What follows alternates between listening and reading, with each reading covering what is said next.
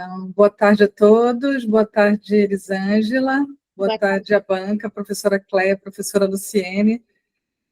Gostaria de agradecer o aceite de vocês para mais uma vez estar aqui colaborando, né, com todo o projeto de mestrado, né, e agora com a defesa final da Elisângela Cunha, e agradecer também ao pessoal que está aí assistindo, né, entraram aí para dar o apoio à Elisângela. Então, declaro aberto, né, a nossa sessão de defesa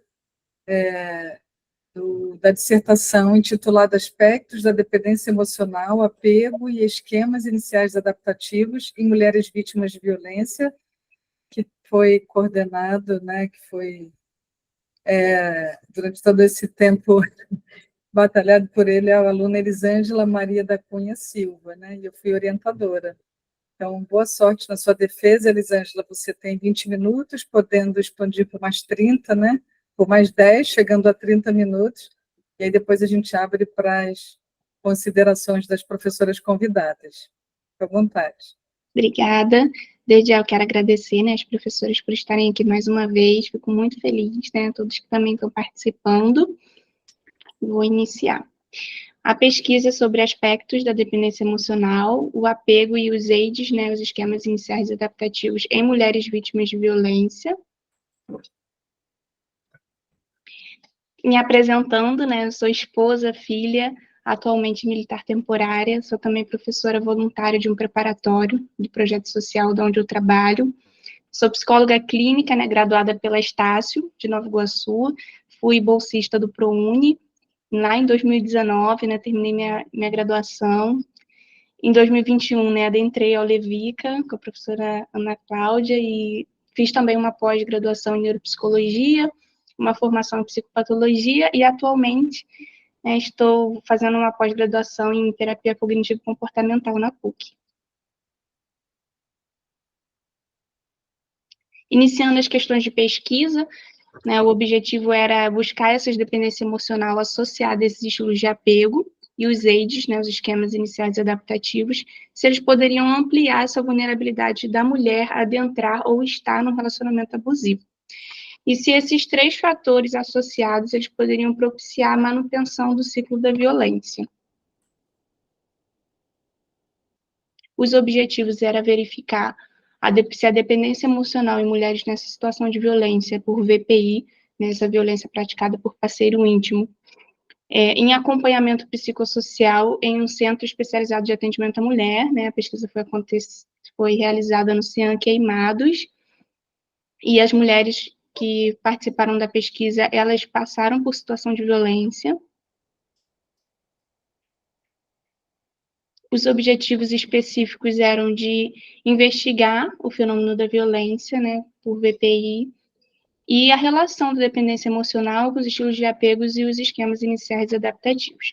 Compreender, né, como esses fatores de risco e ampliadores da vulnerabilidade influenciavam o ciclo da violência e identificar esses aspectos da dependência emocional.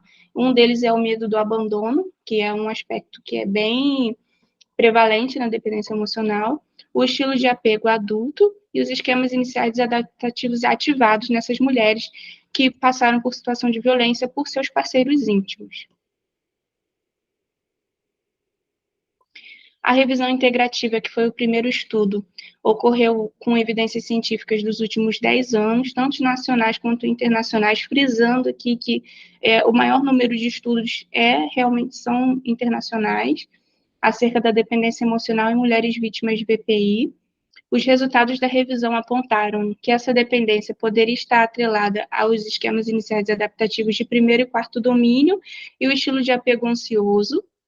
A dependência tem influência na vulnerabilidade de mulheres em situação de violência e também se desdobra como um fator de permanência na relação violenta.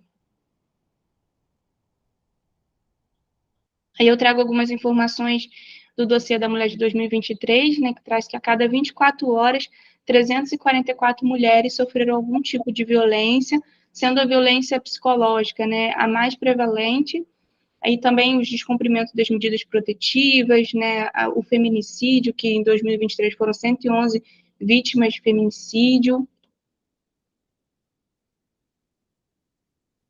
E aqui, falando um pouquinho sobre a teoria do apego, né, que desdobrou o trabalho nessas duas grandes teorias, na teoria do apego e na teoria dos esquemas, e o apego é esse vínculo, né, no qual está esse senso de segurança ligado à figura de apego. No relacionamento, essa figura aparece como uma base segura, né, os adultos, né, com esse tipo de apego ansioso, que foi demonstrado na literatura, eles buscam maior nível de intimidade, aprovação e resposta do parceiro, podendo tornar-se dependentes e demonstrando esse medo dessa perda da figura de apego. Os apegos do tipo ansioso, né, que são apegos inseguros, eles também são preditores de doenças físicas e alguns transtornos psiquiátricos. A teoria do apego, ela explica, né, o desenvolvimento da dependência emocional e também dos AIDS, né, porque eles apontam as necessidades afetivas não satisfeitas na infância. O primeiro estudo que demonstrava a relação de apego ansioso em universitários, ela demonstra que eles são muito dependentes em relacionamentos amorosos, e essa condição pode levar a desenvolver esse amor obsessivo. E o segundo estudo, que foi com mulheres, né, em situação de violência, que ligaram a dependência emocional ao estilo de apego inseguro na idade adulta, apontando na predominância do apego ansioso. A teoria dos esquemas, ela se baseia na teoria do apego também, né? Então, esses esquemas, eles são formados, né, com as suas necessidades básicas emocionais não atendidas na infância. Os estudos, né, de Falk aponta que os esquemas de defectividade e vergonha foram apontados para mulheres, enquanto em homens, né, foram apontados esquemas de desconfiança e abuso, também nessa situação de violência em relacionamentos amorosos. E o estudo que me antecedeu, que foi o estudo da Carolina Bax, né, de Toledo, mostra esquemas de primeiro domínio, né, de desconexão e rejeição, de quarto domínio, de direcionamento para o outro, em mulheres que vivenciaram violência. O estudo dela também foi realizado num CIAM. Os estudos de Momene é um estudo internacional, né, que demonstra que o aumento da dependência emocional da violência recebida foi observado à medida que os esquemas disfuncionais aumentavam, predominando os esquemas de abandono e subjugação. E aqui os esquemas que apareceram na literatura, né, esquemas predominantes foram o autossacrifício, desconfiança e abuso, abandono, privação emocional, alguns esquemas de negativismo, inibição emocional, e pode-se observar que os esquemas são de primeiro, quarto domínio, em predominância, seguido por quinto e segundo domínio. A dependência emocional, ela é um transtorno caracterizado por esses comportamentos aditivos, né, em relacionamentos amorosos, e um dos fatores de risco para violência doméstica, né, e também uma contingência mantenedora na permanência da vítima nessa relação conjugal violenta. Ela é um tipo de dependência genuína, ou seja, né, de comportamentos aditivos nas relações interpessoais, e ela é definida como um padrão crônico de demandas afetivas insatisfeitas que uma pessoa sente em relação ao seu parceiro no decurso das diferentes relações. E aí tem um estudo também internacional que fala que homens emocionalmente dependentes das parceiras tendem a desempenhar com mais frequência o papel de abusadores, enquanto as mulheres, né, se tornam, que estão na condição de dependência, elas tendem a ser vítimas. E aí o ciclo da violência, né, que é o ciclo que comumente ocorre nas situações de relacionamentos abusivos, tudo começa com a tensão, as ameaças, e aí depois as agressões, as violências, e logo depois vem um período de lua de mel, de promessas de mudança, né, idealização do parceiro, e aí o pedido de desculpas, e depois tudo volta de novo, né, para a tensão, as humilhações, os insultos, né, essa provocação mútua, até que vem as ameaças, e até que eclode novamente as agressões, que é o episódio agudo da violência. Logo após o episódio agudo, torna-se o ciclo da lua de mel, e por aí repassa pelos outros fatores novamente. Fatores mantenedores no ciclo, né? Então, tudo começa com essas necessidades emocionais não satisfeitas na infância, e a formação desse apego, né, inseguro, ansioso, e os AIDS de primeiro, quarto, quinto e segundo domínios, como foi citado anteriormente, e essa dependência emocional, né, que pode se formar aí na vida adulta, né, sendo um fator ampliador da vulnerabilidade mantenedor nesse ciclo da violência, ou seja, a mulher em situação de violência que passou por todas essas, todo essa formação, né, de não ser atendida nas necessidades emocionais, formar esse tipo de apego ansioso e ainda, né, na formação desses esquemas de primeiro e quarto domínio e prevalência, podem sim manifestar comportamentos dependentes na sua relação amorosa. Falando sobre o estudo, né, trata-se de um estudo exploratório quanti-qualitativo, sob a perspectiva da inserção ecológica, né, então primeiro eu visitei o equipamento para conhecer toda a dinâmica, como que funcionava, fui apresentar a pesquisa, apresentei para a coordenadora, que é a Rosiane, e logo após para a Dalexiane, que é a psicóloga que me ajudou muito, né, nesse período de pesquisa, e elas que fizeram possível, né, a pesquisa ocorrer aqui em Queimados, né, que é o local onde eu moro, né, e representar também a Baixada Fluminense no campo científico. As participantes, elas foram convidadas pelas técnicas do CEAM, então foram 15 mulheres, né, convidadas a participarem voluntariamente, né, que passaram por situação de violência, algumas ainda estavam com parceiro, e que demonstraram, né, principalmente esse fortalecimento no processo psicossocial. Então, as participantes, elas foram selecionadas previamente pela técnica. Os instrumentos utilizados, né, foram 3 encontros.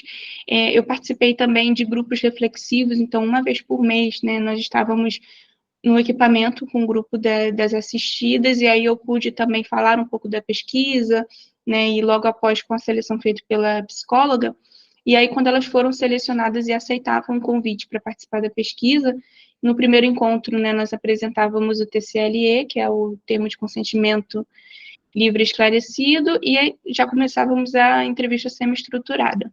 No terceiro encontro, acontecia o questionário de esquemas, e no segundo encontro, perdão, e no terceiro encontro, o CDE e a escala de apego.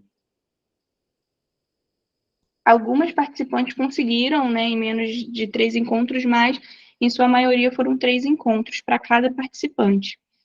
E aí as fases, né, tudo iniciou com a inserção ecológica no equipamento, né, foi aproximadamente 8 meses antes da aplicação da pesquisa.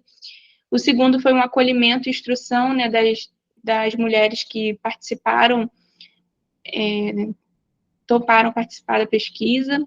Em terceiro foi a seleção de novas estagiárias, nós abrimos um processo seletivo, e aí novas estagiárias adentraram a pesquisa e tiveram esse treinamento, tanto na temática quanto na metodologia. Em quarto foi a tabulação e análise de dados, e o quinto, a descrição dos resultados e cruzamento. E o diário de campo, né, que foi muito interessante, é que as mulheres assistidas, elas demonstravam esse vínculo, né, entre as técnicas.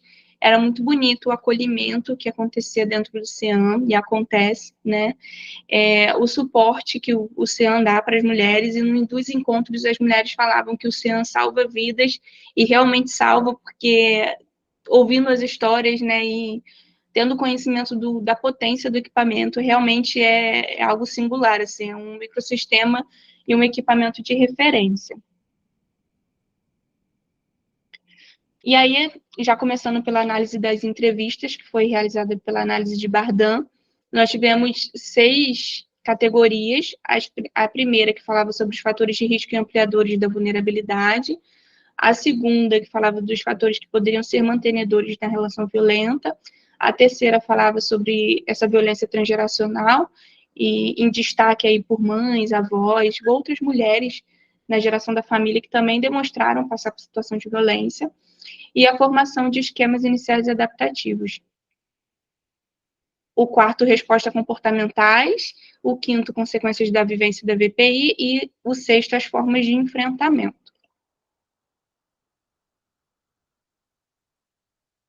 A primeira categoria, né, que fala sobre os fatores de risco e ampliadores dessa vulnerabilidade na relação abusiva, 30% das mulheres, né, falavam sobre essa dependência do parceiro.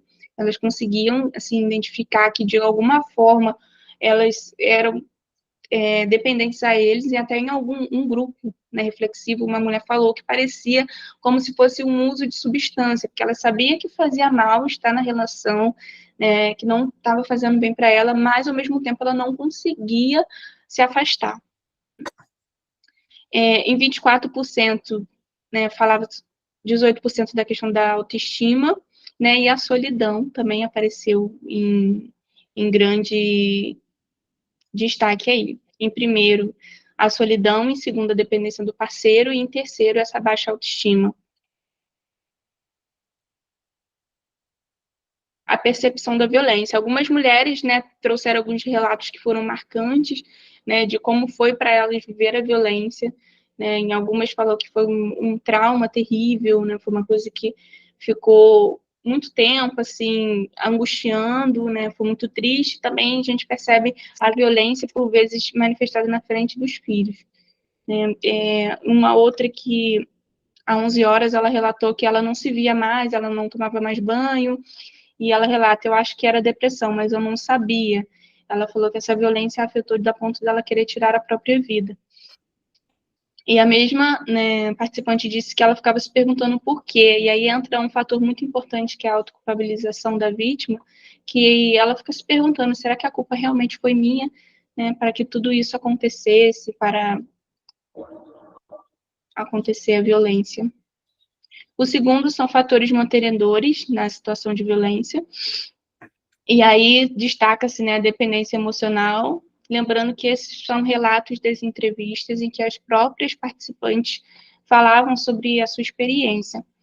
Em segundo, a questão dos filhos, né, e a preservação da família é um fator bem marcante que ainda mantém as vítimas na relação, e a vergonha. A vergonha também se destacou bastante, também no contexto social, né, muitas tinham dificuldade de falar que sofreram violência, né, de buscar ajuda.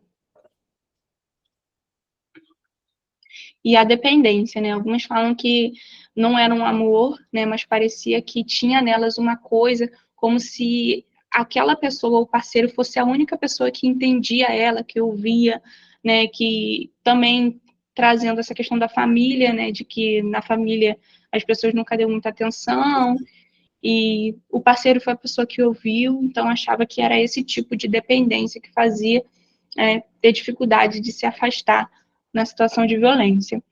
Outra disse que, em relação à família, também não teve nenhum afeto, e depois que conheceu o parceiro, era a pessoa que dava atenção, né, que ajudava em tudo.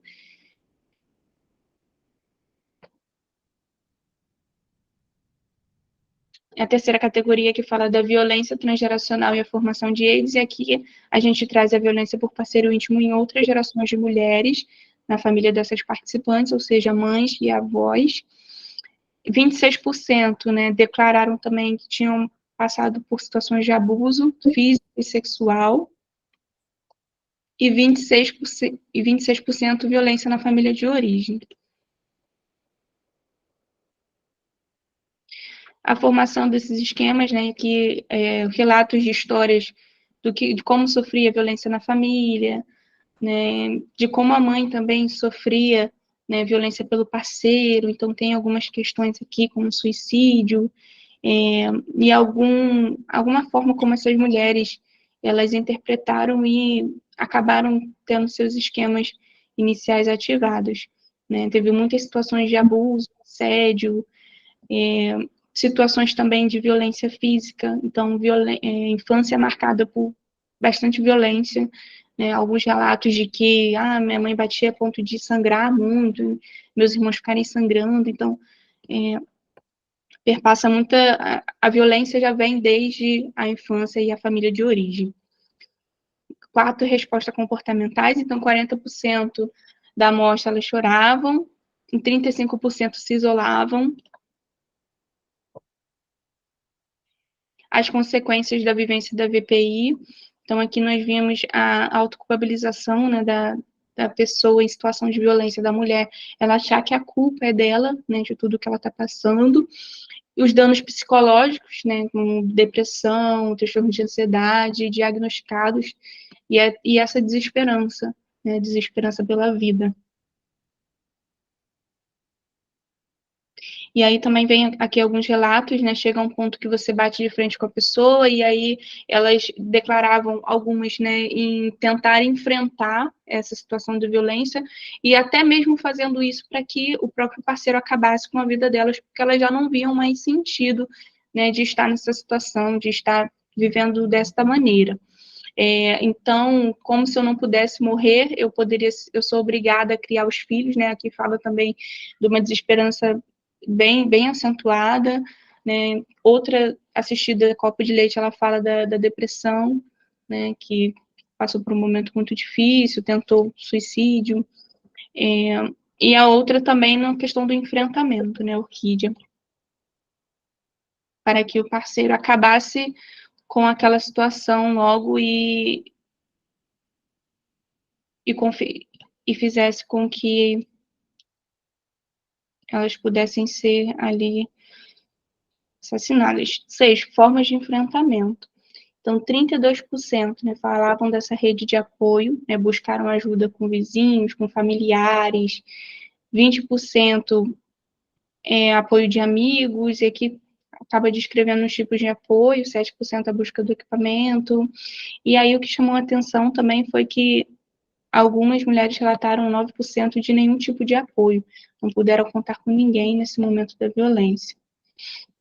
Aqui nós entramos na questão dos esquemas iniciais e adaptativos, então 73,33% dos esquemas apareceram, esses esquemas, né, de desconexão e rejeição, com prevalência do esquema de desconfiança e abuso, né, que foram 6 mulheres, privação emocional em 3, né, abandono, seguido pelo quinto domínio, que é de supervigilância e inibição, onde o negativismo foi prevalente na amostra, e o quarto domínio, que foi o esquema mais pontuado, né, em 8 mulheres, apareceu o esquema de autossacrifício.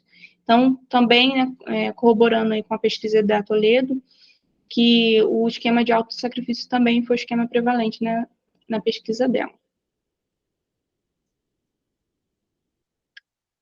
E aí, com o esquema de abandono, privação emocional, desconfiança e abuso, isolamento, que fazem parte desse primeiro domínio, né, e 40% da amostra da pesquisa de Toledo, ela apresentou esse autossacrifício, e na revisão sistemática de outros autores identificava também subjugação, autossacrifício, privação emocional, ou seja, prevalentes, né, em esquemas de primeiro e quarto domínio.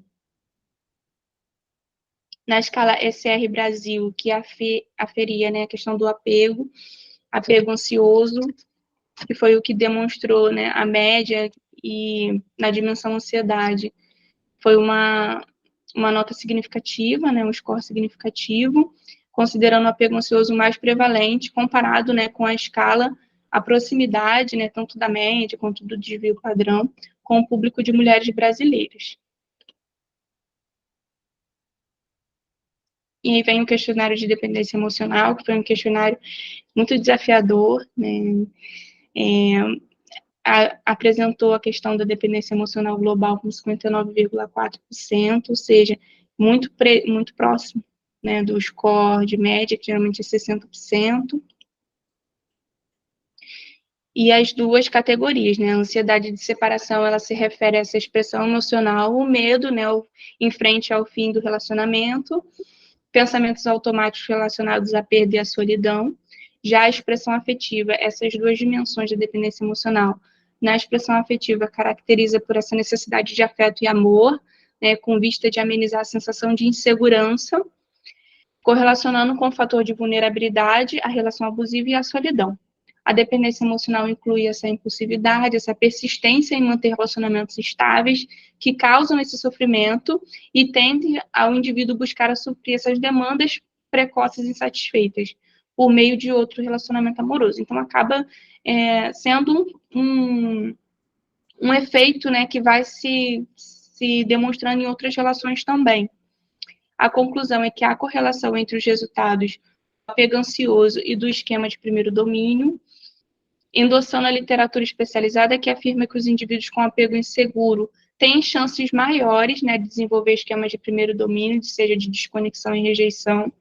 O apego inseguro na infância apresenta essa semelhança com o comportamento da pessoa com dependência emocional, isso é, esse medo da figura de apego, e posteriormente, quando adultos, eles buscam esse maior nível de intimidade, aprovação, resposta do parceiro. A relação dos esquemas conclui-se com a vivência do sofrimento desde a família de origem, né? Então, a formação desses esquemas se dá lá na infância e impacta na manifestação na vida adulta, principalmente na manutenção do ciclo da violência, ou seja, a mulher que está em situação de violência e tem todos esses esquemas ativados, ela tende a ser mais vulnerável a perpetuar, a permanecer nessa relação. A dependência se apresenta como um fator de permanência dos relacionamentos violentos e um padrão de comportamento resistente à extinção, mantido por um reforço intermitente do ciclo da violência e associado aos esquemas de primeiro, quinto e quarto domínio e aos estilos de apego ansioso. Diferença. E aqui eu coloquei um dos vínculos saudáveis, nessa primeira foto que é no equipamento, num dos eventos, e as estagiárias apresentando o trabalho em eventos, né, apresentando também com uma colega que foi muito importante no processo, essa que é psicóloga da Alexiane, que ajudou muito e fez possível, né, a pesquisa no equipamento. A Ana, né, que sem palavras para agradecer a importância dela, todo o apoio, toda a orientação. Nosso grupo de pesquisa, do Levica. Aqui minha mãe, né, que essa apresentação foi para a Abrapso e ela esteve comigo ali, eu estava bem insegura para ir dirigindo, ela foi comigo, participou do evento aqui embaixo. E aí é isso, obrigada. Muito bem. Parabéns, Elisângela, obrigada pela apresentação, né? E as fotos são sempre importantes, né? Porque, na verdade, toda a trajetória de pesquisa ela é muito mais do que você, né, elaborar um projeto e depois captar os dados, né, e depois também tentar traduzi-los de alguma forma. Não, envolve pessoas, envolve relacionamentos, né? Sim. Envolve uma rede de trabalho imensa que você abriu para construir, né, como apoio ao seu projeto, mas envolve também ter o apoio daquelas pessoas como da sua mãe aí, nesse trabalho que eu acho que é um trabalho bastante sofrido, né, porque você está tratando de uma questão que afeta muito as mulheres no Brasil, e você é mulher, então eu acho que nos afeta de várias formas. Você mora, né, num contexto que é altamente violento, que é a Baixada Fluminense, especificamente Queimados, você está tratando, vai afunilando, né, da violência contra a mulher, que é altíssima, enfim. Então, desafiador de várias maneiras, é muito bom ter as fotos no final, porque dá um ar, né? Traz um pouco de afeto para esse tema tão sofrido. Parabéns pela apresentação, acabou que você nem usou os seus 30 minutos, viu? Tem que ser bastante objetivo.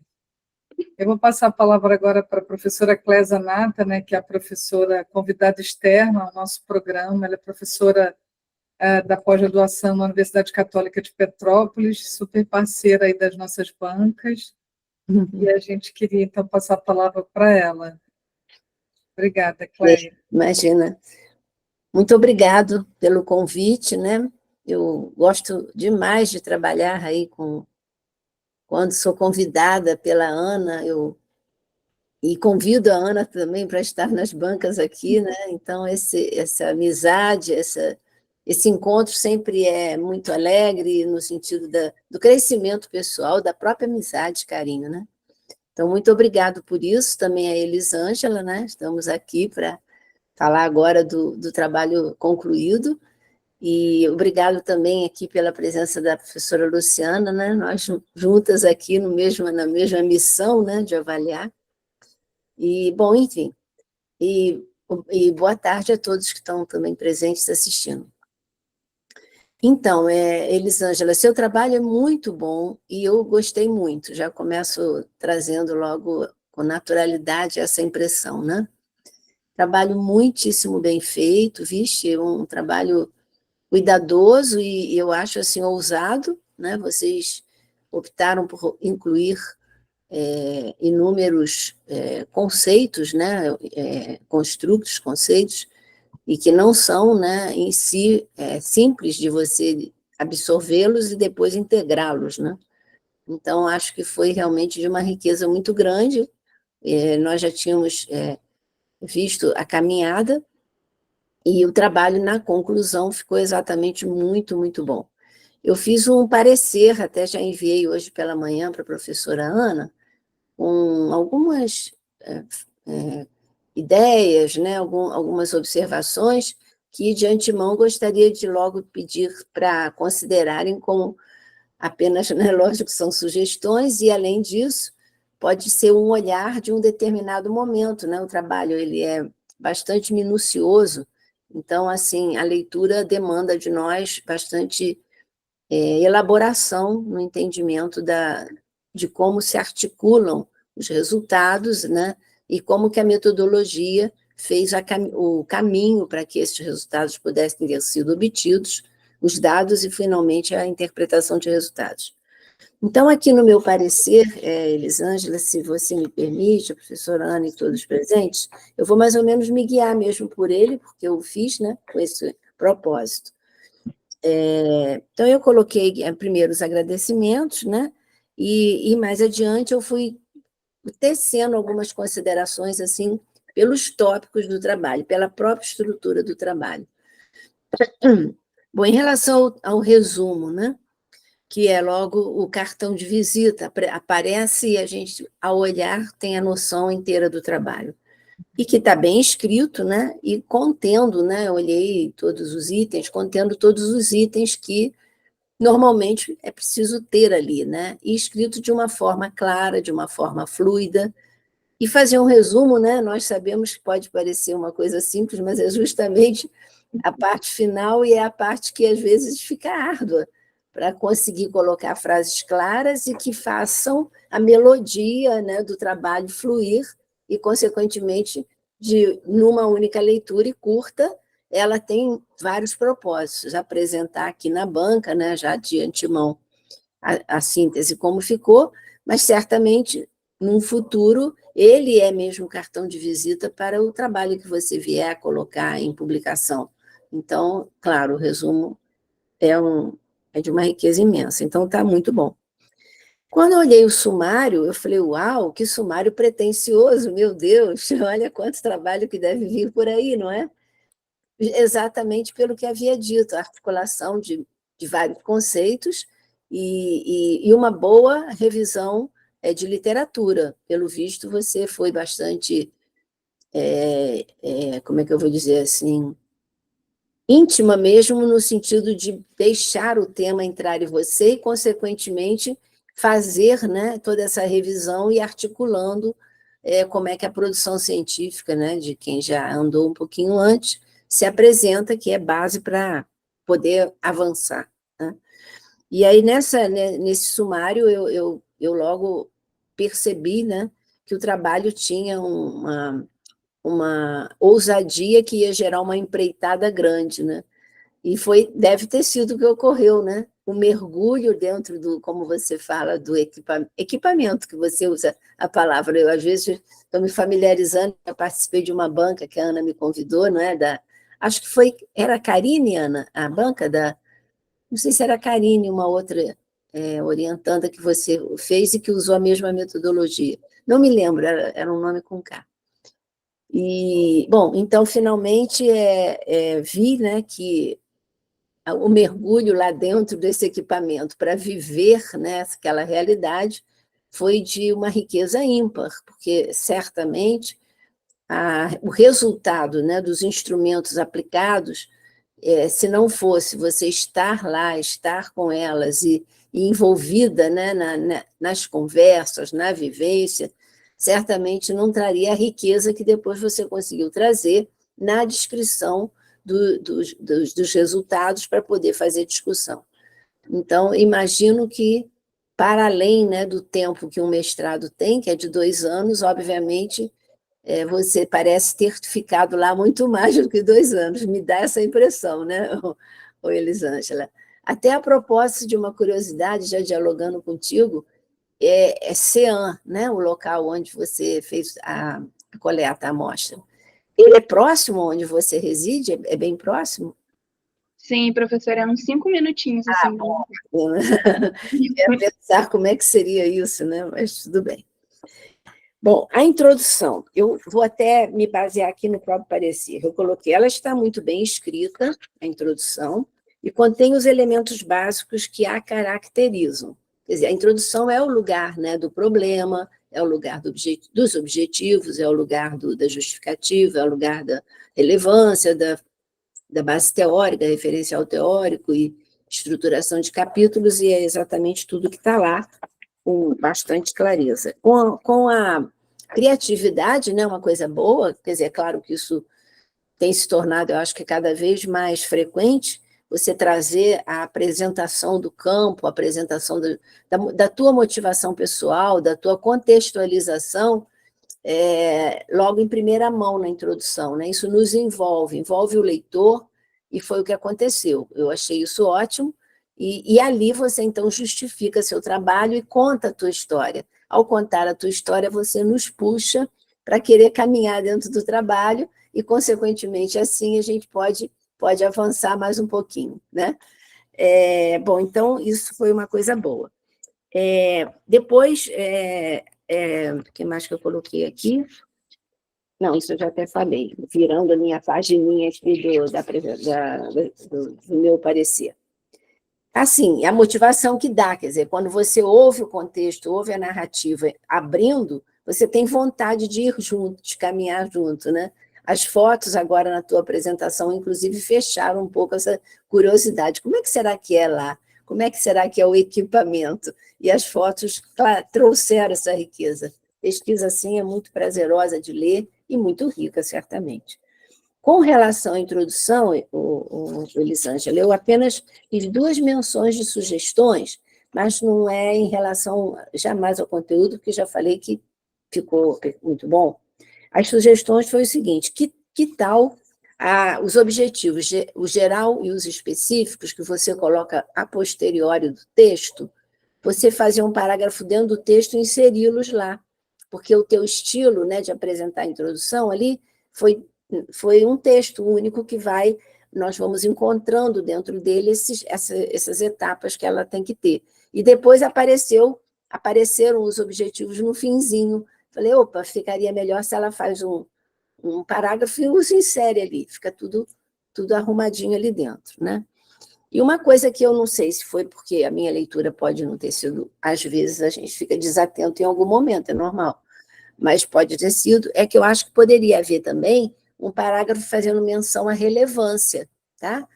Quer dizer, afinal, o trabalho tem relevância, bastante relevância. É claro que a gente nunca vai dizer o trabalho é relevante, mas você vai dizer que ele pretende ser, e certamente ele o é. Quer dizer, a gente, quando lê, a gente sabe que ele é. Mas é bom que você possa anunciar ali a relevância, a quem vai ser destinado, a quem você destinou. Eu me lembro uma vez foi atendendo um cliente que estava um pouco... não tem nada a ver com o que vou falar, porque os contextos são diferentes, mas eu me lembro quanto foi bom para ele quando, numa dúvida que ele tinha, que já tinha planejado uma série de coisas e já tinha decidido onde ia fazer, como ia fazer, por que ia fazer, e eu perguntei para ele, e para quem você vai fazer? E aí, quando ele ficou, para quem? Eu falei, para quem? Para quem que é isso tudo que você vai fazer? Ele nunca tinha pensado nisso. Falei, mas não, que tal? Né? Porque quando a gente tem um para quem, além de um para quê, né? É bom. Então, eu acho que essa relevância pode ser interessante. Você dá um destino, né? Você já dá um destino para o teu trabalho. Mas isso daí são só sugestões, tá, Elisângela? Depois vê com a Ana Cláudia e aí pronto, não há problema nenhum. Bom, agora com revisão, em relação à revisão de literatura, apresentada nos itens 1.1, 1.2, 1.3, eu também, né, teu estilo de escrita, bem como a tua apresentação. Tua apresentação foi clara, foi dinâmica, foi fluida, né, e isso se revela também na tua escrita. Né? Você não rebusca demais a escrita, o que é bom para uma escrita científica, mas você vai nos pontos, e isso também é interessante. Então, em relação a isso, eu acho que não há nenhum temor de que não tem que fazer nada, a escrita está clara. O que eu sugiro aqui no parecer, Elisângela, é o seguinte: talvez, né, é muito comum quando a gente faz uma revisão de literatura ampla, e foi o que você fez, não raro a gente fica até um pouco estafado, não sei se é o caso, na hora de ordenar o texto e colocar tudo ali, e aí pode ocorrer de que a gente acabe dialogando menos com os autores, porque o volume de conteúdo está bastante agigantado, mas era bom, né, numa hora de uma produção que você vier fazer o seu trabalho, aí você dialogar mais com as ideias dos autores, quer dizer, você não é que não o fez, não, claro que fez, mas pode fertilizar mais, talvez depois que acaba, né, a defesa e tudo mais, acalma, as ideias surgem com menor pressão e maior correria, e aí você poderá fazer alguns parágrafos. Eu até coloquei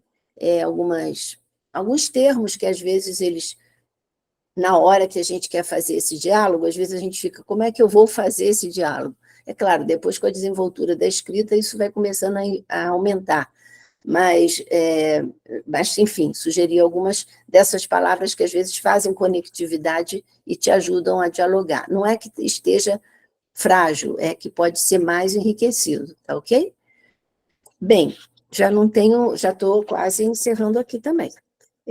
Quanto à metodologia, a metodologia é uma metodologia robusta, eu acho que foi uma metodologia bem trabalhosa.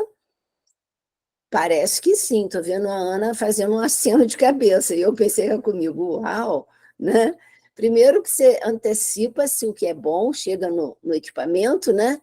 E se coloca lá para familiarizar-se com o ambiente, as pessoas e tudo mais, e, obviamente, usar com fertilidade a observação, né? Que é uma aliada gigantesca, especialmente no trabalho que você fez. Depois, o convívio lá dentro, que também enriquece na captação, mas depois tem que sistematizar tudo isso para poder criar material com ordem metodológica para dali você poder avançar. Então, ver se o trabalho que isso já deve ter dado. Tanto que o diário de campo foi bastante esclarecedor para quem está aqui como eu, né? E nós que não estivemos contigo, para entender aquela caminhada. Foi uma caminhada muito rica e está bem detalhada, parabéns por isso, tá? Bom, adiante você tem os contatos, quer dizer, treinar, né, as pessoas que te ajudaram lá também, isso também é outra tarefa árdua, é uma tarefa de docência, né, que já é um ensaio aí, se você já não é, você acha que já é, né, já trabalha em docência, não trabalha nessa área também, não? Então, professora, atualmente eu faço um trabalho voluntário, né, pode. Ué, mas na docência, né? é o exercício da docência. É. Exatamente. E aí, obviamente, então, preparar as pessoas até para que, com rigidez, elas pudessem, rigidez no bom sentido da palavra, rigor, melhor é dizer rigor, com rigor pudessem ser os teus braços direitos para você, né, caminhar direitinho lá na coleta dessa informação. Pelo menos foi assim que eu entendi. Se eu tiver um pouco mais ou menos, você me corrija. E, fora isso, depois vem todas as escalas, aplicações e tudo mais, e juntar esse material mais do trabalho da estatística, e, enfim, foi uma metodologia absolutamente ousadíssima, bem ousada mesmo. E aí eu coloquei aqui o seguinte, que a sua metodologia foi muito rica, né, para provocar as investigações e permitiu ao leitor avaliar com grande luminosidade a realidade eleita por vocês. Fizeram uma pesquisa que trabalhava diário de campo, entrevista semi-estruturada, questionário de esquemas desadaptativos, questionário de dependência emocional e a escala que inferia, né, o apego. Então, ver que depois articular tudo isso, eu quase imaginei, meu Deus, qual foi a linha, né? Mas ficou bem descrita ali, viu, Elisângela? Parabéns por isso e pronto. Aí, com relação às contribuições que eu fiz com relação à metodologia, foi só assim, um olhar de talvez seja de aprimorar, mas pela minha ótica, né? Um deles seria o seguinte: nos instrumentos os instrumentos de coleta cujos autores são autores estrangeiros, eu não sei se fui eu que me distraí, se foi, me desculpa, eu não sei se você colocou com clareza quem validou a escala no Brasil. Isso está lá? Porque às vezes eu aqui não percebi com clareza. Está lá, né? A escala do CDE, sim, e do DSR também. Do CDE foi Lemos e Arron, né, e da escala de apego foi de natividade, uns professores da... Sim, é da PUC ele, não é? Da natividade, isso que fez a validação do DSR. Eu realmente devia estar um pouco já cansada e naturalmente não percebi esse momento e coloquei como necessário. Agora, uma vez que você queira, né, e acha que é devido, não sei como é que o instrumento chegou para os participantes da amostra, mas talvez, não sei se seria bom a escala não ser colocada em inglês no título, mas já colocar, já que ela está validada no Brasil, colocar já em português, e além dos autores, a validação, né? Porque eu não sei, o nível de escolaridade dos participantes é um nível bastante heterogêneo, não é? Mas foi em prevalência ensino médio mesmo, e alguns de nível superior, mas teve participante também de ensino fundamental, enfim, mas em prevalência foi ensino médio. Mas foi assim, eu levei o material impresso, né, então fui explicando em cada tópico de cada escala, e por incrível que pareça, foram as escalas mais simples de aplicar, né, o questionário de esquemas foi um pouquinho mais complicado. Exatamente, Aí depois o volume de itens, de quesitos é bem longo, né? Bom, já estou fechando aqui. Depois eu coloquei aqui uma coisa que eu fiquei pensando. Você trabalhou com mulheres. Está escrito em algum lugar lá a questão de se foi sexo biológico, se foi gênero, se era alguma categoria de mulheres cis, trans, como é que ficou? Isso está lá? Então, a prevalência foi de mulheres cis, né? Foi um tópico da entrevista também, nós perguntávamos e foi total da amostra mulheres cis. Ah, tá. É porque talvez, então, não sei se isso devesse ser colocado na descrição está na descrição dos participantes mesmo, né? A amostra, sim. valentemente, não é só porque eu fiquei pensando se não era bom estar mais nítido, né? Essa definição. Quer dizer, foi casual, né? Também foi casual isso. Ou foi uma definição prévia? Não, como as mulheres foram selecionadas pelas próprias técnicas do equipamento, acabou que vieram mulheres cis, assim, não tínhamos, dentro dos fatores de critérios de inclusão. Ela era uma amostra, ela era uma amostra por conveniência, porque ela estava ali dentro, né, do equipamento. E a busca foi por mulheres que já apresentavam um processo psicossocial fortalecido, né? Então, nós evitávamos ficar com mulheres que estavam iniciando tratamento, então a maioria foram mulheres que já estavam há algum tempo sendo assistidas pelo equipamento. Sim. Bom, outra coisa com relação à entrevista semi-estruturada, que está bem rica, nossa, ela está já até bem detalhada, né, em termos de etapas, e eu pensei se seria melhor nominá-la de entrevista ou nominá-la de questionário, por ela ter quesitos assim de respostas objetivas, se não me engano, não é? Tem momento em que as pessoas não conversam, elas só respondem alguma coisa muito focada. Eu não sei se era melhor, não sei, porque é uma criação tua, né? O instrumento. Consequentemente, eu não sei se ela ou é uma entrevista ou é um questionário de respostas abertas e fechadas. Entendeu? Isso também é uma questão só para nomenclatura, ver depois se achar pertinente, né? Bom, no fim está bem. O capítulo 3 está muito bem escrito, a discussão foi robustíssima. Agora, acho que na hora de fechar o trabalho, talvez porque deve ter sido no ímpeto da escrita, né, no pensamento, os parágrafos me pareceram, às vezes, muito longos. Talvez você pudesse, com um pouquinho de tranquilidade, separá-los em parágrafos mais ou menos menor para a leitura ficar mais fácil, que às vezes a gente pega um parágrafo muito longo e vai, entendeu? Acho que se você fizer isso, pode ser uma coisa boa.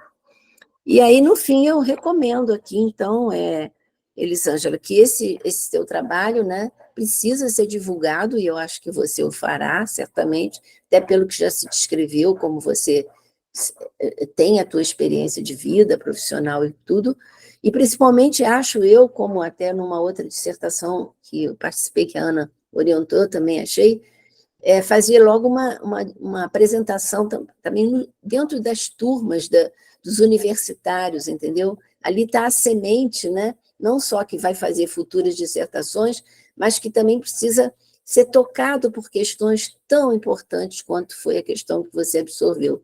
Porque depois ali sairão profissionais, né? Não só da psicologia, mostrar resultados desse seu trabalho, não só os estudantes de psicologia, mas certamente estudantes de direito, de assistência social, sabe, se for possível, né, criar um tipo de atividade interna da universidade e de se dispor a levar os resultados da pesquisa para além, né, só das ciências nossas, né, ciências da saúde, mas para ciências sociais. Há muita gente que tem que mergulhar mais dentro dessas histórias, da riqueza das narrativas, né, dos diálogos trazidos, que por si só falam da relevância do teu trabalho, tá?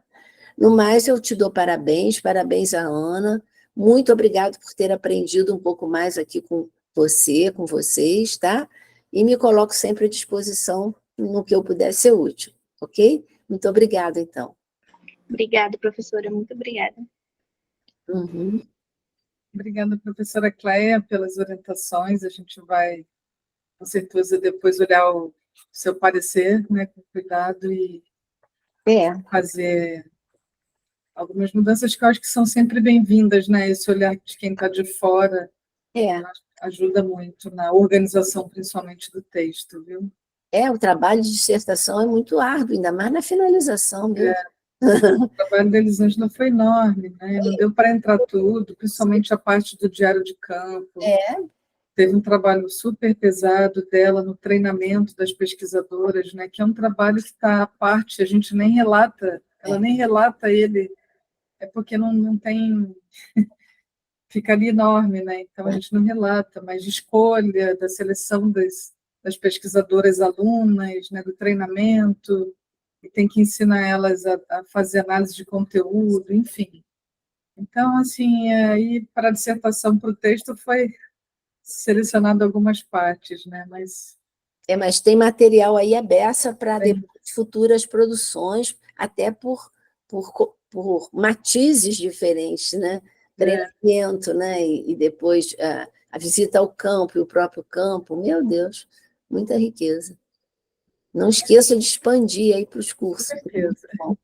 Obrigada, então. A gente vai passar, então, a palavra agora para a professora Luciene, né, que é parceira nossa também, professora do programa de pós-graduação em psicologia, contribuiu bastante, né, no exame de qualificação desse projeto, né, principalmente, eu lembro dela falando sobre a importância dos diários de campo, né, Lu?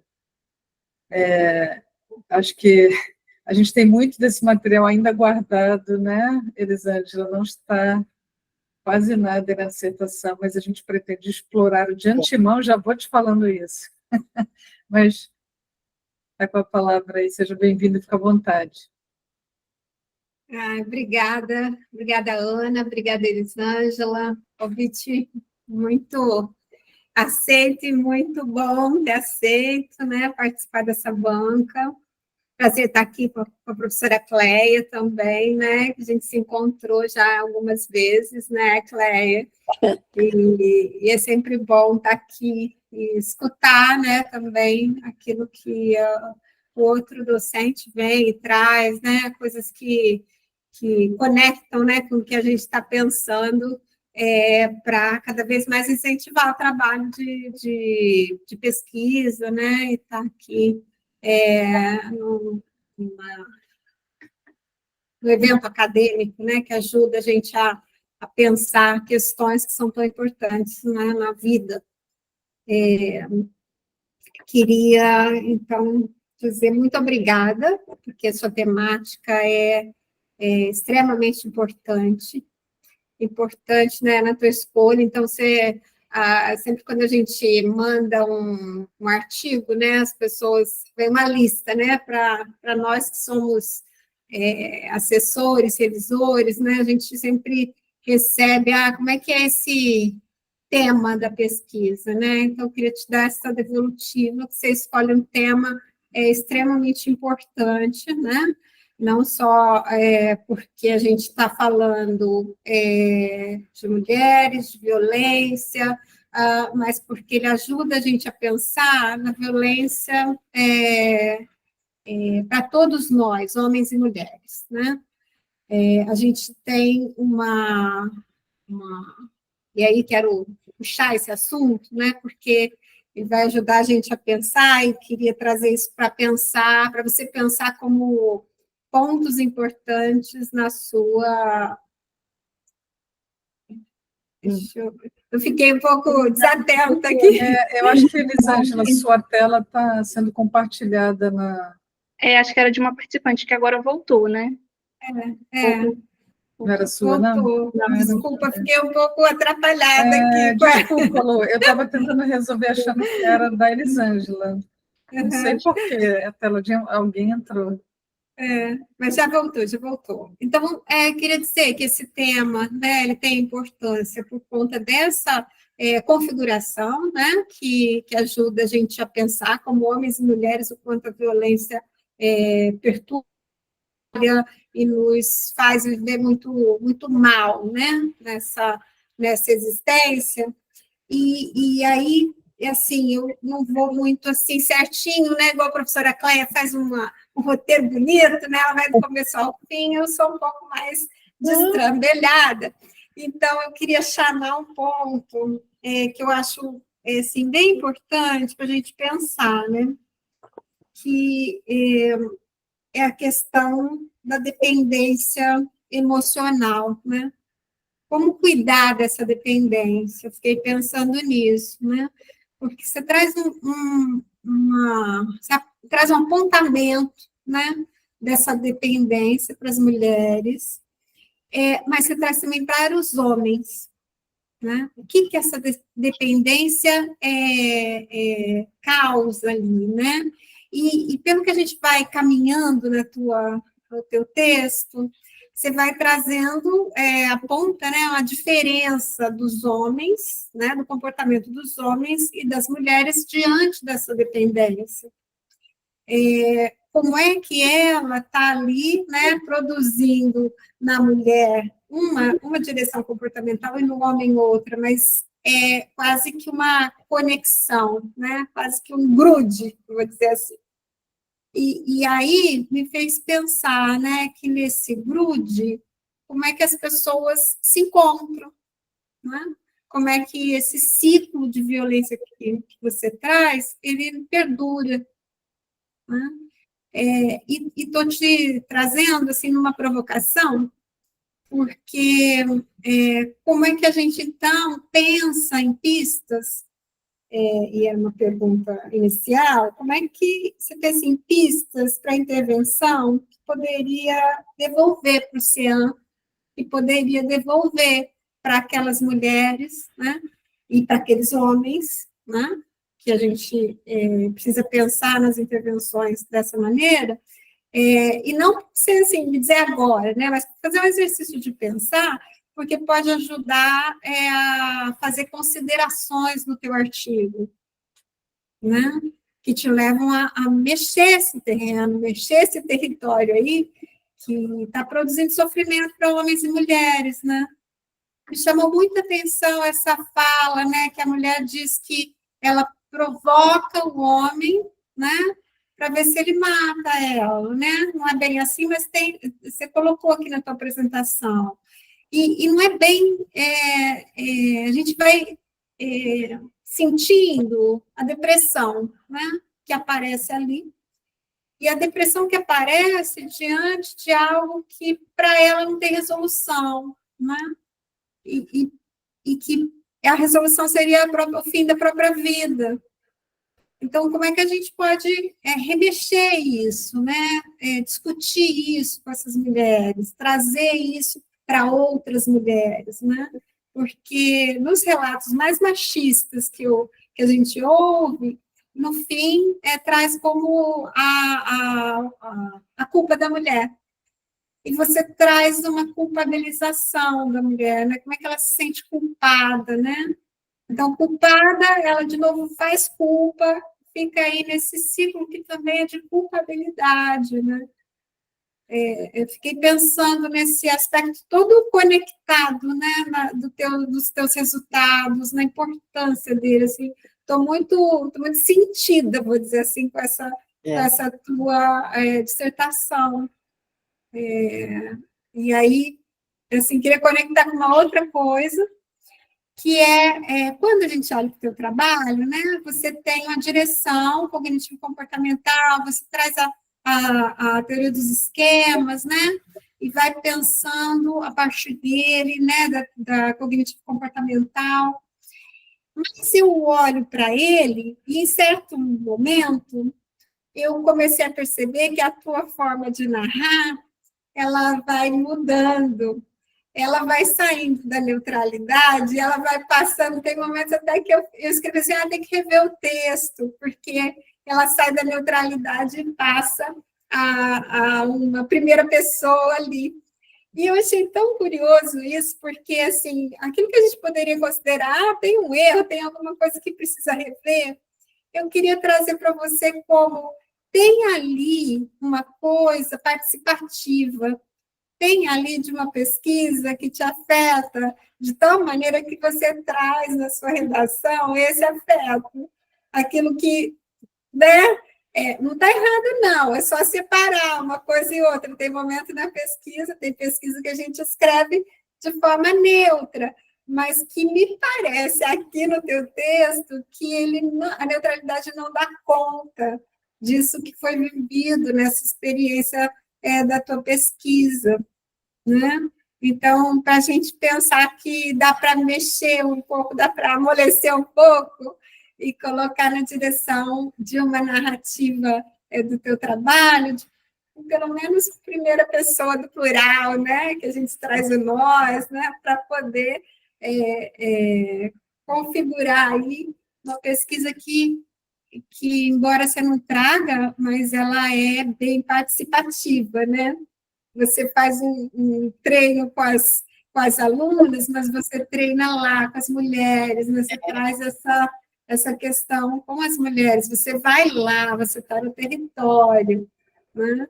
Então, é bem curioso, assim, ao ler a tua dissertação, que eu fui sentindo, e aí te ajuda também a escolher revistas, né, para o teu artigo, que de fato estão olhando com essa mirada, né, para a produção que faz uma devolutiva, que traz um texto que você consiga mostrar isso, que foi tua participação, que é muito, muito maneira. Uhum. Além disso, a Ana me provocou no começo, né? Eu falei do diário de campo, né, Ana? E eu fiquei tão curiosa para ver esses diários. Eu acho que você tirou deles bastante, né? Você traz para o texto muito material, mas deve ter muito material interessante. Vou te dizer que eu fiquei curiosíssima, achei os relatos, assim, o que tem nesses relatos que vão te ajudando a construir esse texto, né? O que essas mulheres falam que você que não é quantificável, mas está ali no qualitativo, né? Me trouxe muita riqueza isso. Eu acho que se a gente tivesse como produzir, né? Eu fico sempre pensando isso, Ana, como que a gente poderia fazer um estudo dos diários que mostrasse de alguma maneira que não fosse, obviamente, que mantivesse o sigilo, mas que pudesse trazer a riqueza que é esse material, no sentido de auxiliar, de novo, da devolutiva, né? De trazer a importância desse material. O que elas falam? O que elas falam? E aí, eu vou conectar com vergonha, né? As mulheres trazem a dependência emocional e a vergonha, duas coisas muito, muito graves, né?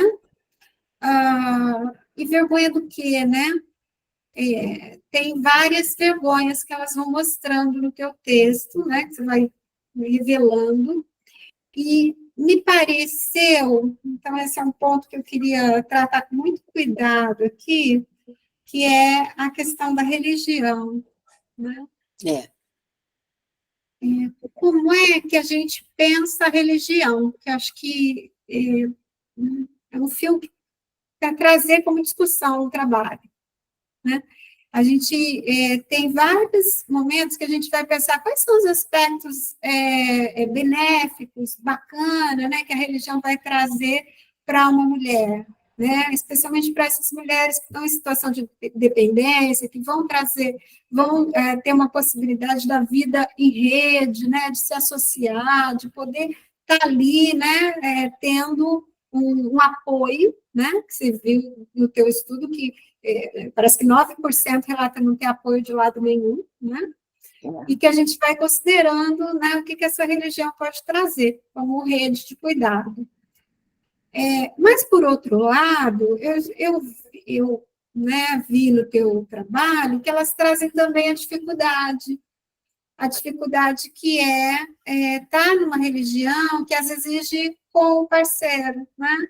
A dificuldade de contar para mulher amiga que faz parte da igreja o que é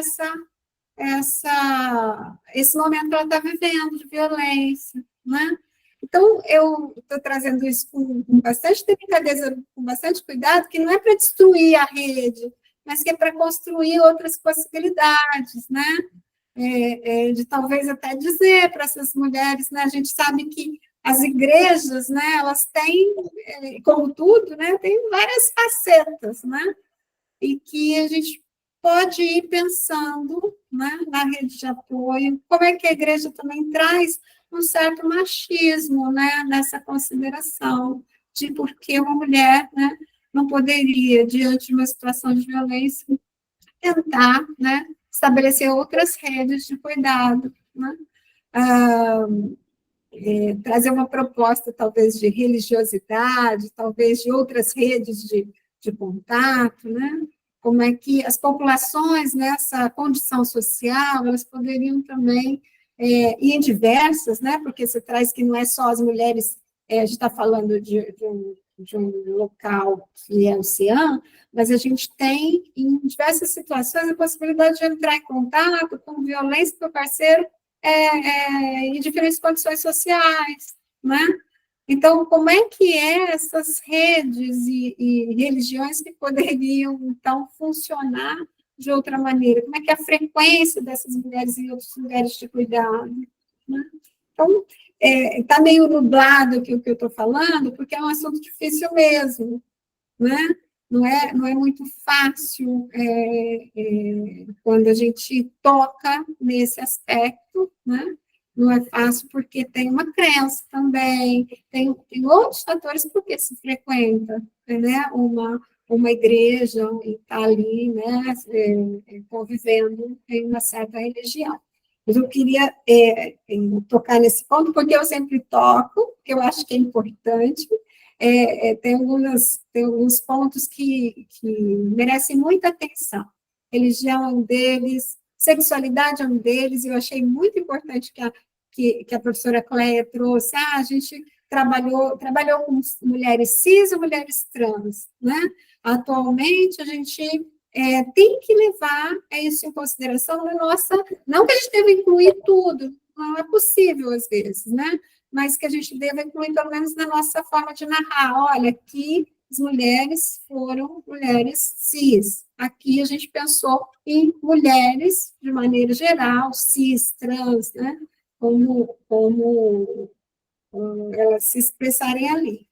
Então, tem pontos aí bem delicados no teu trabalho. Acho que dá mais do que um trabalho, né? Um artigo, muito material, né? Muito material, né, Cléia? Muito material, muito rico.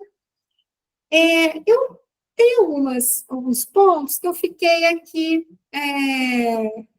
querendo apontar com relação a um pouco da forma do método.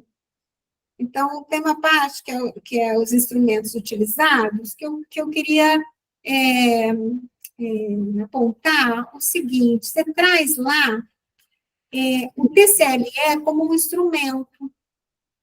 E eu fiquei um pouco engasgada, né, com esse instrumento, porque o TCLE ele é um instrumento que possibilita a realização da pesquisa, né? Por quê? Porque você precisa de uma autorização. Mas a gente ele não é um instrumento do seu trabalho, né? Ele é um instrumento de qualquer trabalho. E aí fiquei assim, será que aqui talvez pudesse ser retirado desse lugar? Mas como a dissertação não é o propósito final é o artigo e trazer isso não tem nenhum problema, eu só quero apontar, né, para que você, né, no futuro trabalho, doutorado, aí você também pense um pouco assim, no sentido de o TCLE existe, ele vai lá como anexo, e não só ali, mas no texto, né? Quando você traz as considerações éticas, você traz para dentro da consideração ética partes que são colocadas no TCLE, então, que também não é necessário, né? Tem coisas demais, né, que você deva colocar, mas ali não, ele está, pode ser lá no anexo do TCLE, você só citar, olha, como é que foram as considerações éticas, e também ir direto para o seu instrumento, né, que já tem muita coisa que não precisa colocar o TCLE. Eu entendo, de novo, que foi uma pesquisa participativa, porque muita gente fala assim, explica e dá o TCLE, e aí que começa a trabalhar. Você foi cuidadosa, você foi lá, você teve um encontro com essas mulheres para poder pedir um termo de assinatura, né? Então, talvez isso, na hora de fazer a redação, que te deixou, né, com essa vontade, necessidade de colocar ali, né, o termo, mas ele não precisa estar ali. Ele pode estar por fora, lá em anexo. Inclusive, eles só pedem para a gente o número do parecer, quando a gente vai publicar o artigo, né? Então, tem essa questão. Eu acho que eu coloquei fiz umas aglutinações, né? Por último, eu queria falar que eu também senti super falta, que a professora Cléia perguntou das fotos, né? Do CEA, e eu acho que podia vir no texto. Eu acho que, quando a gente fala do local da pesquisa, especialmente num trabalho como o teu, vir foto e dizer como é que funcionava, e ajudar com esse material rico que faz a gente construir um mundo, né? Assim, pensar como é que foi lá, eu acho que seria bem bacana. Não, de forma nenhuma desmerece, mas é que a curiosidade é muita, né? Mas ele te ajuda a enriquecer, assim, aquilo que já, no texto, aquilo que já é rico no vivido, né? E do resto, acho que você está super de parabéns, muito bem feito. Ana, parabéns, trabalho lindo, orientação muito maneira, porque a gente vê aqui que tem, né, o traço da orientação também dentro do trabalho. Certo. Tá? Obrigada mesmo por ter me convidado. Muito obrigada, professora, pelas considerações. Muito bom te ouvi-lo. Falando só um pouquinho sobre essa questão do TSLE, na verdade, é uma discussão que a gente tem, né? Porque como a gente usa a metodologia da inserção ecológica, o termo de consentimento livre esclarecido, ele pode entrar como um instrumento, porque a gente está nessa que vocês chamam de pesquisa participativa, a gente chama de inserção ecológica, né? Que é uma das etapas, ficar ali, né, naquele ambiente, visitando, se eles permitirem, que foi o caso da Elisângela, né, o CEA permitiu que ela participasse dos grupos de reflexão. em algum momento o TSLE, ele não é só para a pessoa ler e assinar, né? Ele serviu para discussão, para tratar alguns pontos, e a gente entende que ele é uma grande porta, né, de entrada ali para a inserção delas. Então, a gente sempre discute, é instrumento ou não é, enfim. Eu acho que, às vezes, na pesquisa que a gente usa de inserção, ele acaba entrando como instrumento, mas o que você falou também é super pertinente, né? A gente vai continuar discutindo isso, não tem uma resposta. Mas eu acho que a gente tem aprendido com a inserção ecológica é que o TSLE, os termos de consentimento, tanto de anuência quanto para a própria pessoa, né, que é o livro esclarecido, ele pode enriquecer o trabalho, né? Então, a gente pode fazer trocas ali e já não só falar dos objetivos, né, mas já traçar algum tipo de diálogo com os nossos participantes. Eu acho que depois, Elisângela, se quiser, pode complementar também. E essa questão da inserção foi muito importante, né? Foi até bacana ouvir a professora falar da questão da escrita, porque realmente é um grande desafio. A gente está no campo, né? Eu fui ao campo sozinha, sem as estagiárias, enfim, e eu pude, né, ouvir as mulheres, estar nos grupos, então toda essa questão acaba nos envolvendo, né, na hora da escrita também. E assim, falando um pouquinho sobre a dependência também, né, essa questão do medo do abandono, acho que é algo bem consistente, tanto para homens quanto para as mulheres, então por isso que acaba cada um, né, se manifestando de uma forma, as mulheres um pouco mais submissas e os homens mais, né, agressivos, né, controladores, né. Teve também essa questão da vergonha, né, com a religião, enfim, com o contexto social, também que para as mulheres é algo bem difícil, né, contar para alguém que sofreu violência, é algo bem difícil para familiares, para amigos, enfim, outras pessoas, e como a professora pontuou, foi comum ouvir algumas mulheres falando que não teve ajuda mesmo, abrindo a situação, né, para outras pessoas. Então, foi algo que a pesquisa realmente tem muitos dados, né, muitas histórias, né, muitos pontos que a gente, se pudesse explorar com mais detalhes, né, tem muitas coisas que ainda não foram expostas no texto, por exemplo, mas que reafirmaram essa questão, tanto da dependência, quanto da vergonha, né, quanto do contexto social em que vivem, a religião, enfim. Então, tem muitos dados aí que corroboram para esses informes que foram sendo apresentados, né, no texto. Eu acho que também uma coisa que você falou, Luciene, sobre uma preparação de material também de devolução para o Oceano, que acho que as meninas do equipamento estavam aqui assistindo, não sei se estão ainda, super agradecê-las, né? Porque sem autorização dessa entrada da Elisângela no equipamento, nada disso seria possível. A gente sabe o quanto é desafiador para o próprio equipamento também, por conta das leis de proteção, permitir pesquisas. Então, a gente já fez uma pesquisa no Oceano de Nova Iguaçu e em Queimados, e os dados, né, de coleta foram muito parecidos. E a ideia é que a gente produza, assim, junto com esses equipamentos, materiais, e um deles seria isso, né, como não entrar numa dependência, ou como sair quem já está, ou como não entrar em dependência, ou para a sociedade em geral, como identificar traços, né, de dependência emocional em relacionamentos, porque isso é muito comum no Brasil, né? O Brasil é um país que tem uma hegemonia masculina, então as mulheres são ensinadas a ter um tipo de comportamento que acaba reforçando a dependência emocional. E muitas vezes não é fácil identificar traços de dependência emocional, né? Então, os relacionamentos que algumas mulheres entram, né, que a gente pode chamar de tóxico, né, que levam à dependência emocional, não é nada fácil, né? Ainda bem que hoje em dia, né, dependência psicológica, por exemplo, já existe lei, né? Agora é crime, mas há pouco tempo atrás não era, porque é difícil identificar.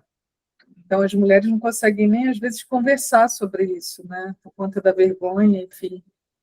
Então, a gente tem muito aí, talvez, material mesmo prático, né? De cartilhas, ou então de folders, enfim. Ou outro material audiovisual para trabalhar sobre isso, principalmente com meninas, né? Com pré-adolescentes, com adolescentes, para prevenir esse tipo de situação.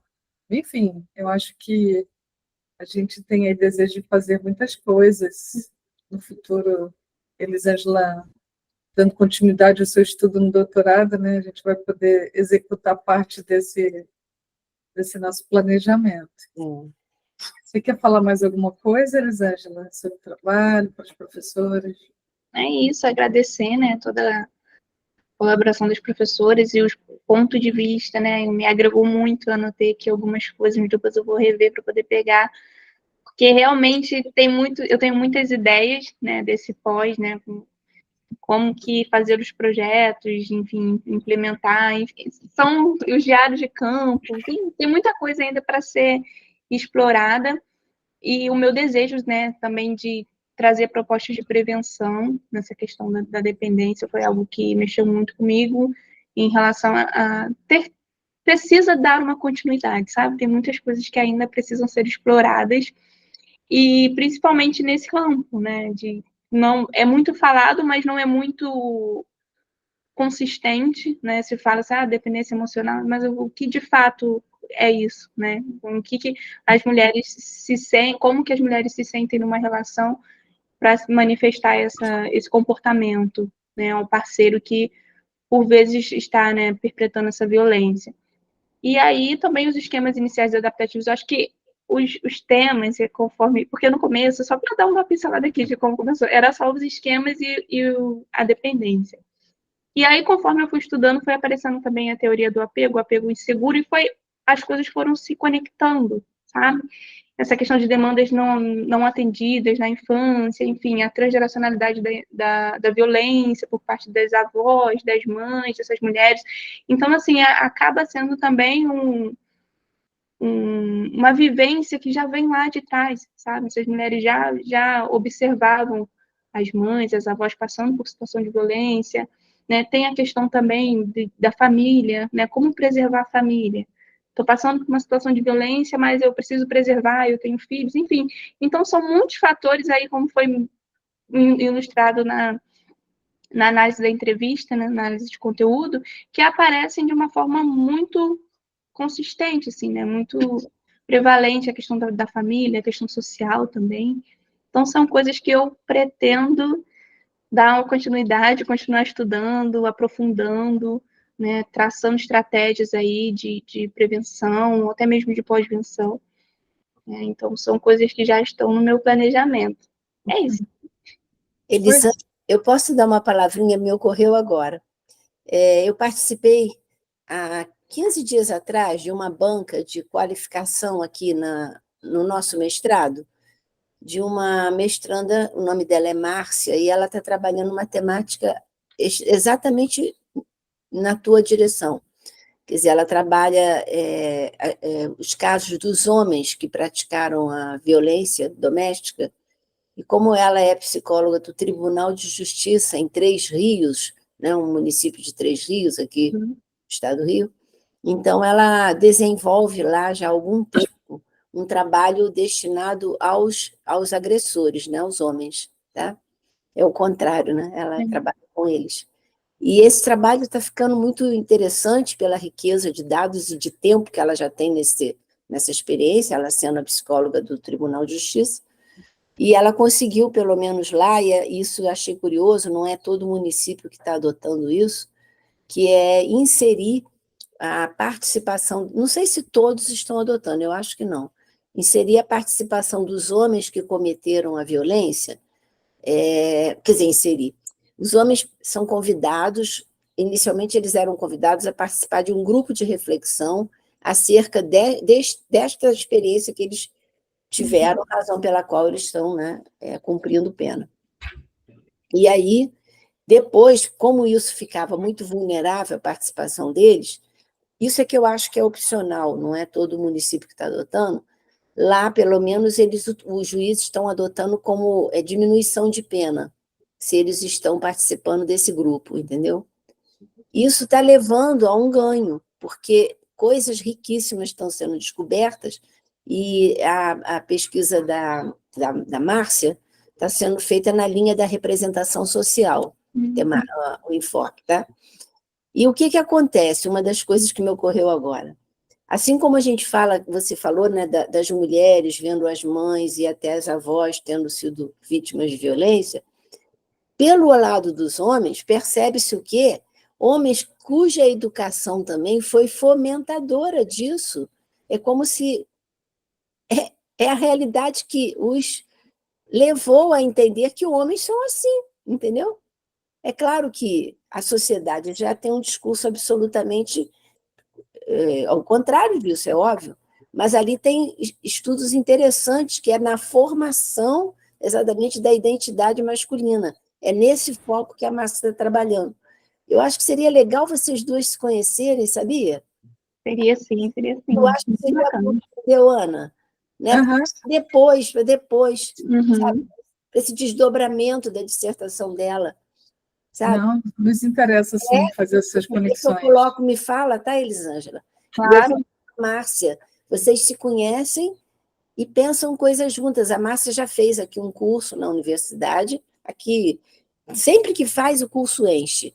O último agora deu 70 e poucas pessoas interessadas, que foi um curso sobre essa violência doméstica e ela trazendo não só o lado da mulher, mas começou a trazer esse lado acerca da figura masculina também, Sim. sabe? É interessante, professor, só um ganchinho rapidinho. Conhecerem. Dessa questão também social de que do homem ter essa dificuldade de reconhecer a violência, né? Como ele acha que a minha mulher, né? Também esse sentimento de posse e tudo mais. Não, mas por que eu estou aqui se eu sou trabalhador? Então, assim, são coisas que nós ouvimos também nesse decorrer e participamos de eventos, né? No Copevid, enfim, eventos também do TJ, do Ministério Público, são eventos que eu tive a oportunidade de participar. Então, às vezes, o homem se pergunta, né, mas por que eu estou aqui se, no caso, eu sou trabalhador, enfim, não reconhecem que essa dificuldade, até pelo contexto social também, de entender que são violências, são crimes, né? Machismo estrutural, né, Elisângela? Por isso que fica tão invisível, né? Ontem mesmo, participando de uma conversa, assim, entre amigos e tal, falando de um menino que já não é mais menino, já é um rapazinho e está começando a namorar e tudo, sair com as meninas e tal, e ele dizendo na família o seguinte, bom, comigo vai ser o seguinte, se eu sair com a minha garota, vai ter que ser assim, ela paga a conta dela e eu pago a minha, eu não vou pagar para ela, não. Sabe? Quer dizer, isso daí não é que tem que pagar ou deixa de ter que pagar, mas entende já uma coisa tipo assim, sabe? Não é uma coisa que pode ser pensada flexível. Quer dizer, não, para ela eu não vou pagar a minha, ela paga a dela. Entende? Uma coisa assim que já vem parecendo uma divisão, né, estranha. Acho que, sei lá, a gente fica logo, não é, Luciene? Você e todos nós aqui da psicologia, a gente já fica logo querendo. Eu pago tudo, eu não pago nada, né, Cléia? Não é? Não dá para negociar. O negócio assim já taxativo antes, a prévia. Mas tem isso do lado das mulheres também, né? Meus filhos são adolescentes e as namoradas deles, a primeira do meu namorado mais velho, no primeiro dia eu falei, olha, leva dinheiro, né? Pra você pagar a conta. Aí ele, mãe, eu levei, mas ela não quis. Ela falou que quem ia pagar a parte dela era ela e ponto final. Então, ela não cedeu. Outro viés, então. Então, assim, tá difícil. Tá difícil. Bom, eu, como sou de uma geração bem mais velha que vocês todos, eu falei, poxa, esse menino já está pior. Não, mas as mulheres não querem mais que os homens também pagam, as jovens, né? Paguem as contas. Enfim. Alguns micro indicativos dessa coisa da dependência, né? Mas é legal. Papel de mulher, papel de homem, eu acho que é uma grande área de trabalho para psicólogos e pesquisadoras da área, né, da Elisângela, porque é confuso, né? Então, vale a pena a reflexão, trabalho de prevenção com roda de conversa, enfim. Sim. E fico feliz, né, pelo trabalho da Elisa. A Elisângela, ela é uma aluna realmente diferenciada, né, muito comprometida, né? Eu a conheci direto no mestrado, que ela vem de uma outra universidade, então tive uma experiência muito rica com ela, né? Diferentemente de outros alunos que já conheço, que vêm comigo na graduação. Então, ela chegou muito comprometida, sempre assumiu uma disciplina, né, quase que sozinha. Ela falou para a psicologia aplicada ao direito, né? Ela foi lá falar para os futuros promotores e juízes, levou muito bem essas temáticas, eles adoraram as aulas, enfim. Sim. Então, quero só falar também desse lado pessoal da pesquisadora, né, da mulher, Elisângela, né, quanto ela tem aí de comprometimento, educação, né, de comunicação, enfim. Foi muito bom poder trabalhar esse tempo com ela, num tema que é tão difícil, mas pela condução que ela deu, o tema foi sendo possível, e muitas vezes afetivo, né, Elisângela? Muitas vezes a conexão vinha pelo afeto, mesmo sendo um tema de violência. Então, queria também ressaltar esse lado dela e agradecer ela por ter me dado a oportunidade, né, de orientar esse trabalho com esse viés, né, pela linha do afeto. Eu acho que, bom, as professoras, a gente não precisa se retirar, né, para dar o nosso parecer, então fiquem à vontade aí para dar o parecer de vocês. Bom, de minha parte, eu não só diria, mas até posso mostrar aqui que no final da folhinha, eu coloquei exatamente aqui. Pronto, então agora eu digo, né? Eu colocar, certamente aprovada, Elisângela, certamente. Você tem um trabalho muito bem feito aí, que evidencia, né, a porta aberta para uma caminhada, né? Claro que eu acho que, como a professora Ana Cláudia já falou, né, de futuro, né, um futuro doutorado, eu acho que o Levica não vai dar a chave da porta para ela sair, não, né? Vai ser só... Já a chave está com ela faz aí o que ela considera bom para ela. Não, mas do ponto de vista do término do curso, claro, mas acho que você tem bastante material para colocar agora à disposição de todos nós, né, nas produções, e manter essa linha boa acadêmica no doutorado. Parabéns, viu, Elisângela? Que Deus te acompanhe sempre, te traga muita luz e distribua aí pelo mundo dons que você já recebe e já recebeu, tá? É isso. A minha parte também está super aprovada, Elisângela. Que você faça aí a entrada no doutorado. Te desejo.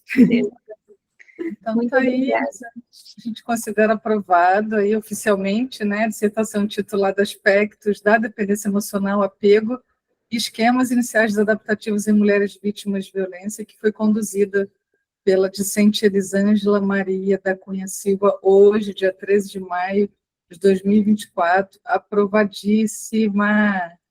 Parabéns, querida. Obrigada, muito obrigada. Estou emocionada, né? Porque foi uma caminhada bem difícil, né? Eu acredito que foi uma das coisas mais desafiantes da minha vida até agora. E me sinto imensamente honrada por ter vocês aqui na minha banca, né? Por ter a Ana como minha orientadora. Eu já falei isso para ela várias vezes, né? O quanto que eu fico feliz e acredito que essa oportunidade que me foi dada, eu consegui adquirir muitos conhecimentos. Eu sou uma pessoa muito, assim, me expresso muito afetivamente, então acredito que tudo foi algo muito marcante, porque o equipamento também não fui muito bem acolhida lá, então foi muito possível estar presente. Eu ainda participo, né, de atividades, enfim, não vou cortar essa ligação, porque é algo num lugar que eu me sinto muito bem. Eu acho que isso, para a inserção ecológica, também faz a gente perceber, né, o quão é importante escolher o lugar que você vai fazer a pesquisa, né, onde você vai passar o seu tempo observando e compartilhando. Então, assim, só agradecer mesmo, né, não tenho palavras, me faltam palavras nesse momento para representar assim, a minha felicidade e ter essa sensação, né, de ter concluído essa fase tão importante, muito importante da minha vida. Muito obrigada. Vamos tirar uma foto, Liz? Vamos. Não esquecer, que às vezes vocês esquecem, né? É. Alguém pode tirar? Eu não consigo, porque meu computador aqui, não sei mexer muito bem, porque é do meu filho. Foto, mas eu também não sou lá grande fotógrafa. Você tira, Liz? Alguém tira? Tiro. Deixa eu só ver aqui se foi. E é isso, né? Agradecer, assim, a Dalê entrou aí na sala, foi... Quem puder abrir a câmera também para sair na foto, né? Tem as pessoas que estão assistindo, por favor. Se Quem puder, seria bom para ela. Pronto. Oi.